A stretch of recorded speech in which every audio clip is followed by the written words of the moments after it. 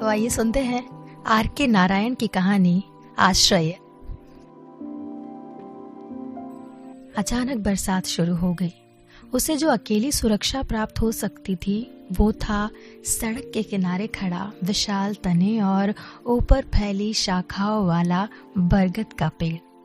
वो निरपेक्ष भाव से नीचे गिरते पानी को देखता रहा, जिसका झोंका कभी कभी उसकी तरफ आ जाता था। वो एक पिल्ले को जिसका शरीर एकदम भीग गया था और दो बेलों को जो सड़क के किनारे पड़े केले के पत्ते खा रहे थे चुपचाप देखता रहा। अचानक उसे ये मालूम हुआ कि पेड़ की अगली टेढ़ी हुई डाल के नीचे एक आदमी और खड़ा है। फूलों की हल्की सी सुगंध उसकी तरफ आई तो वो अपनी उत्सुकता नहीं दबा सका और वो धीरे धीरे उधर सरक गया जहां वो खड़ी थी। एकदम उसी के सामने जा खड़ा हुआ। उसकी पहली प्रतिक्रिया ओह करने की हुई, पर वो ये ना कर सका और चौंक सा गया। वो स्त्री उसे देखकर घबरा गई और चीखने को हो उठी। वो शांत हुई तो बोला, आप डरिए नहीं, मैं चला जाता हूँ।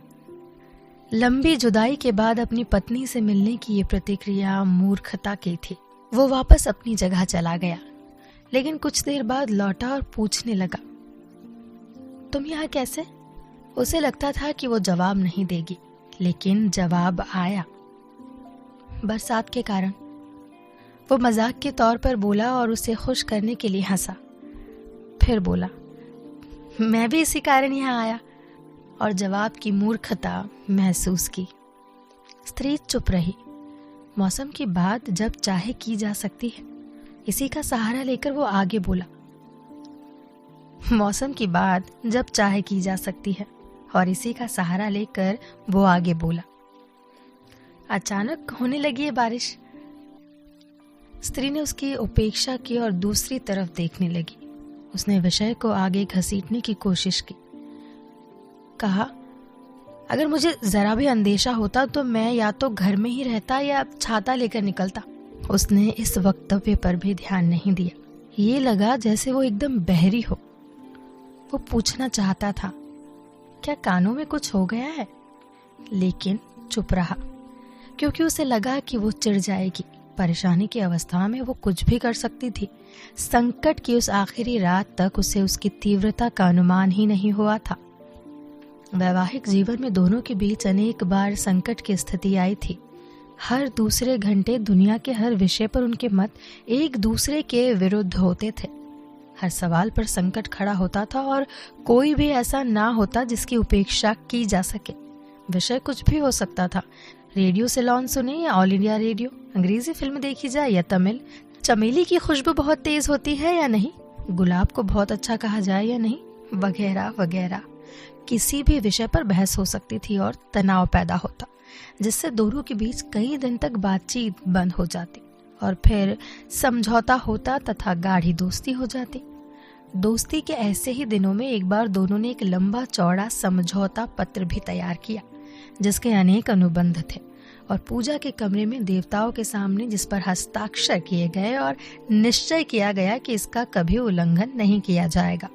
और अब उनकी लड़ाई हमेशा के लिए समाप्त हो गई। लेकिन बहुत जल्द इसका पहला वचन कि अब हम कभी नहीं लड़ेंगे 24 घंटे बाद ही तोड़ दिया गया, और इसके बाद के सब अनुबंध, जिनमें घरेलू मतभेद के सब मुद्दे जैसे रोजमर्रा के खर्चे, खाना अच्छा नहीं बनाया, बजट की बहस, ससुराल की चर्चा जिसके सब पहलुओं पर विस्तार से निर्णय लिए गए थे, आदि आदि विषयों का कोई महत्व नहीं रहा। कुछ दिन पहले जो अब लंबा अरसा महसूस होता था, उस रात जब उसने उसके बाहर जाने के बाद घर का दरवाजा बंद कर लिया था, उसे उसकी कोई खबर नहीं मिली थी। दोनों में हमेशा की तरह खाने पर बहस हुई थी। उसने इस बार घर छोड़ने की धमकी दी थी, जिसके जवाब में उसने कहा था, तो फिर जाओ, और ये कहकर दरवाजा खोल दिया था, और रात में ही वो चली गई थी। इसके बाद उसने कई दिनों तक दरवाजे की कुंडी नहीं लगाई और आशा करता रहा कि शायद वो वापस लौट आए, लेकिन वो नहीं आई। अब उसने हिम्मत करके कहा, तुमसे मिलने की उम्मीद नहीं थी, और उसने जवाब दिया, तुम सोचते हो कि मैं जाकर डूब मरूंगी? वो बोला, डर तो लगा था, हाँ, तुमने अगल बगल के कुओं और तालाबों में तलाश की होगी। नहीं की। अगर तुम ये करते तो मुझे ताज्जुब होता, वो बोला। लेकिन तुम डूबने तो गई नहीं, फिर कैसे सोचती हो कि मैं तुम्हें ढूंढता। ये सुनकर उसने जमीन पर पैर पटका और बोली, साफ है कि तुम्हारे दिल नहीं है, तुम एकदम तर्कहीन हो। वो बोला, हे भगवान, तुमने तो मेरा चरित्र पढ़ना शुरू कर दिया। ये तो मेरा दुर्भाग्य है कि इस वक्त अचानक बारिश होने लगी और मुझे यहाँ आना पड़ा। नहीं, बारिश अच्छी हुई जिसने हमें फिर से मिला दिया। क्या अब मैं पूछ सकता हूँ कि इतने दिन तुम कहाँ और क्या करती रही? जवाब देना जरूरी है क्या? उसकी आवाज में चिंता की एक लहर महसूस हुई जिससे वो खुश हुआ।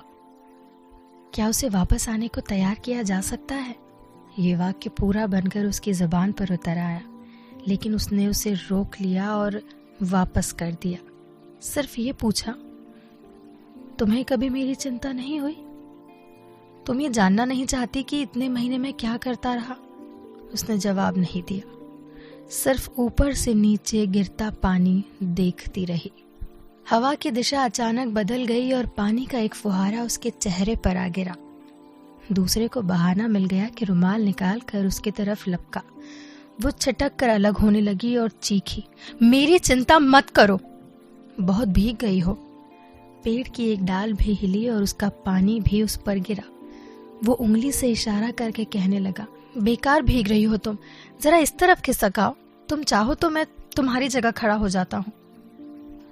उसे उम्मीद थी कि इस चिंता से वो प्रभावित होगी, लेकिन उसने जवाब दिया, मेरी चिंता करने की जरूरत नहीं है।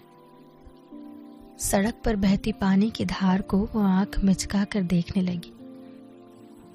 मैं तुम्हारे लिए दौड़कर छाता ले आता हूँ, या टैक्सी? इस पर उसने आंखें फेरी और चलने को हुई। दूसरे ने ऐसा ही कुछ और कहा जिस पर वो पूछने लगी, मैं तुम्हारा खिलौना हूँ क्या? मैंने खिलौने लायक तो कोई बात नहीं की। तुम सोचते हो कि जब चाहे मुझे उठा लो और जब चाहे फेंक दो। ये खिलौनों के साथ ही किया जाता है। मैंने तुम्हें जाने के लिए तो नहीं कहा।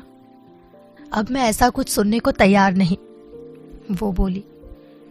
मैं शायद ये कहने के लिए मरा जा रहा हूं कि मुझे बहुत अफसोस है। हो सकता है, लेकिन जाओ और किसी और से कहो, मुझे नहीं। और कौन है यहाँ कहने के लिए? तुम्हारे पास दिल है या नहीं? जब मैं कहता हूं कि मुझे अफसोस है, तब मेरा विश्वास करो, मैं बदल गया हूं। मैं भी, अब मैं पुरानी वाली नहीं रही। मैं किसी से कोई उम्मीद नहीं करती और ना निराश होती हूं। ये नहीं बताओगे कि इतने दिन क्या किया? उसने नहीं बताने का इशारा करते हुए सिर हिला दिया। वो बोला, किसी ने बताया कि तुम हरिजन सेवा या कोई वैसा काम कर रही हो। देखो, मैं तुम्हारी कितनी जानकारी रखता हूं। उसने जवाब में कुछ नहीं कहा। उसने पूछा, सारा वक्त तुम यहीं रहती हो या? जाहिर था कि वो उसका पता जानने की कोशिश कर रहा था। उसने बारिश पर एक नजर डाली, फिर मायूस नजर से उसे देखा। वो बोला, ये बारिश मैंने तो बुलाई नहीं। हमें इसका एक साथ सामना करना है। ये जरूरी नहीं है, इस तरह मुझे कोई नहीं रोक सकता। ये कहकर वो एकदम उठी और बारिश में ही भागने लगी। वो पीछे से चिल्लाया, रुको, रुक जाओ, मैं वादा करता हूं कि और कुछ नहीं कहूंगा। वापस आ जाओ और मत भीगो। लेकिन वो नहीं रुकी और पानी के पर्दे के पीछे गायब हो गई।